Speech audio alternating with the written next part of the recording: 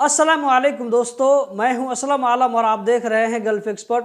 दोस्तों, इस वीडियो में कतर में एक नए प्रोजेक्ट के बारे में बताने वाला हूं जो कि अशगाल की तरफ से शुरू किया जाएगा। तो इस प्रोजेक्ट में क्या क्या काम होने वाला है, कहां पर होने वाला है, इसके बारे में आप लोगों को जो कुछ डिटेल मुझे मिला है वो चीज मैं आप लोगों के साथ में शेयर करने वाला हूं। तो वीडियो को लास्ट तक जरूर देखें, लाइक करके आगे भी शेयर करें। अगर अभी तक आपने चैनल को सब्सक्राइब नहीं किया है तो सब्सक्राइब भी कर लें।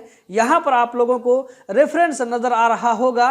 मैं आप लोगों के साथ में कोई भी चीज बिना रेफरेंस के शेयर नहीं करता हूँ। ये सारा रेफरेंस अरबी में होता है। अशगाल की तरफ से जुनूब अल मशाफ में एक नया प्रोजेक्ट बनाया जाएगा। तो उस प्रोजेक्ट में क्या क्या काम होने वाला है, तो उसमें जो है लगभग 22 किलोमीटर जो है रोड बनाया जाएगा।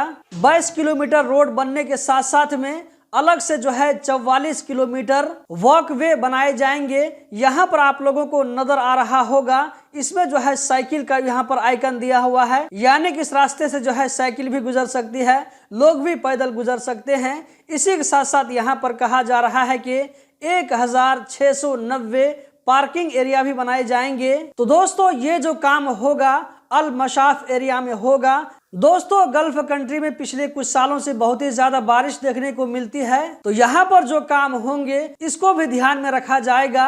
यानी कि बारिश होने की वजह से जो पानी जमा हो जाते हैं तो इसके निकासी को भी ध्यान में रखा जाएगा। इसी तरह बारिश के पानी से बचने के लिए जो भी उपाय हो सकते हैं वो भी किए जाएंगे।